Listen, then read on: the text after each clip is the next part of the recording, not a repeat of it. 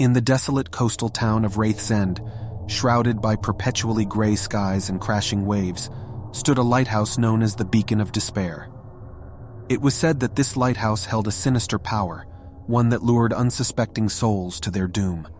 Among the inhabitants of Wraith's End were 5 friends: Lily, Mark, Sarah, Ethan, and Olivia. They were drawn together not by camaraderie, but by a shared fascination with the macabre and the unknown. They spent their days exploring the town's eerie landscapes and creating chilling paintings inspired by their darkest fears. One ominous evening, as a spectral fog rolled in from the sea and the winds whispered tales of doom, the friends gathered in the town's forsaken inn. They huddled around a flickering candle, seeking refuge from the encroaching darkness. As shadows danced on the walls, Lily, her eyes filled with a morbid curiosity, turned to her friends. "Have you ever wondered why the lighthouse is abandoned? Why it's become a beacon for the lost and the damned?" The others exchanged wary glances, and Ethan, the one with the darkest imagination, spoke up. "I've heard whispers, legends passed down through generations. They say the lighthouse is cursed, that those who venture inside never return, their souls claimed by malevolent forces." But Lily, driven by an insatiable desire for the macabre, believed there was more to the story. She had studied the town's grim history for years, uncovering fragments of forgotten lore. "I believe there's a reason it was abandoned, a horror waiting to be uncovered, and I think we should be the ones to unveil it." As the night wore on, they made a pact to explore the lighthouse at the witching hour, to confront the darkness that had cloaked it for so long. That cursed night, under a blood-red moon, they ventured toward the lighthouse.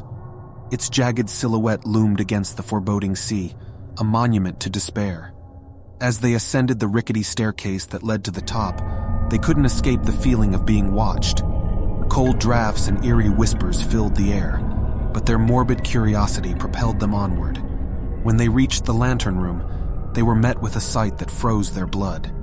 Inside, the lighthouse's mechanism lay in ruins, its gears rusted and shattered. But on the walls, something horrifying awaited them. Grotesque paintings covered every inch of the room, a nightmarish gallery of suffering and torment. The lighthouse had been a haven for deranged artists, it seemed, who had used its walls to immortalize the town's darkest atrocities.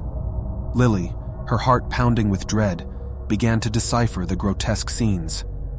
They depicted acts of unspeakable violence, demonic rituals, and a malevolent presence that had haunted the town for centuries. Each painting was a nightmare brought to life, a testament to the malevolence that had consumed Wraith's End. As they studied the horrifying artwork, they heard a haunting, mournful wail echoing through the chamber. It was a sound that chilled their souls to the core, a lamentation that seemed to emanate from within the lighthouse itself. Their hearts heavy with terror, they followed the anguished cries down a hidden passage within the lighthouse, one that led them to a chamber, hidden from the world for centuries. Inside, they discovered a grand piano, its keys caked with dried blood. And at its keys sat a tormented figure, a ghastly musician who played a dirge of despair that sent shivers down their spines. The musician turned to them, his eyes hollow and filled with torment. He introduced himself as Gabriel, a composer who had been trapped within the lighthouse for centuries. He told them his horrifying tale. Long ago, Gabriel had been consumed by madness, driven to commit unspeakable acts of cruelty by a malevolent presence that had taken root in Wraith's End. He had lured innocent souls into the lighthouse, where their suffering had fueled his unholy compositions. One cursed night, as Gabriel played a symphony of torment on his piano, a seething darkness had enveloped the lighthouse, trapping him within. His soul had become bound to the cursed instrument, forever cursed to play its mournful tunes. The friends, now trapped in the nightmarish chamber with Gabriel, realized the malevolent power of the lighthouse. It fed on their fear and despair, and it hungered for their souls. With each haunting note, the lighthouse's malevolence grew stronger, threatening to consume them all. In a desperate bid for survival, they searched for a way to break the curse. Through their research, they discovered that the lighthouse was a conduit for the darkest forces that had plagued Wraith's End. The town's history was steeped in blood and suffering, and the lighthouse had become a vessel for that malevolence. In the desolate coastal town of Wraith's End, shrouded by perpetually gray skies and crashing waves, stood a lighthouse known as the Beacon of Despair. It was said that this lighthouse held a sinister power, one that lured unsuspecting souls to their doom. In a last-ditch effort to escape the lighthouse's grip, they decided to confront the malevolent presence that had ensnared Gabriel and imprisoned them all. They would perform a ritual to banish the darkness and free their souls from the cursed lighthouse. But as they began the ritual, the lighthouse fought back with a malevolent force of its own. The chamber shook violently, and grotesque apparitions materialized around them, tormenting their senses. With unwavering resolve, they pressed on, their determination matched only by the malevolence that sought to consume them. They chanted incantations, their voices trembling but resolute. And as the final words of the ritual left their lips, a blinding light filled the chamber, driving back the darkness. The malevolent presence that had haunted Wraith's End for centuries was banished, but the victory came at a terrible cost. The lighthouse itself began to crumble, its walls groaning and shaking as if it were a living, wounded beast. The friends, Gabriel and the cursed piano, were all trapped in a collapsing chamber.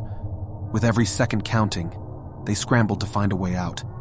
The walls closed in, the grotesque paintings melting like wax, and the piano let out a final, mournful wail as it disintegrated into ash. Just as hope seemed lost, a faint glimmer of light pierced through the chaos.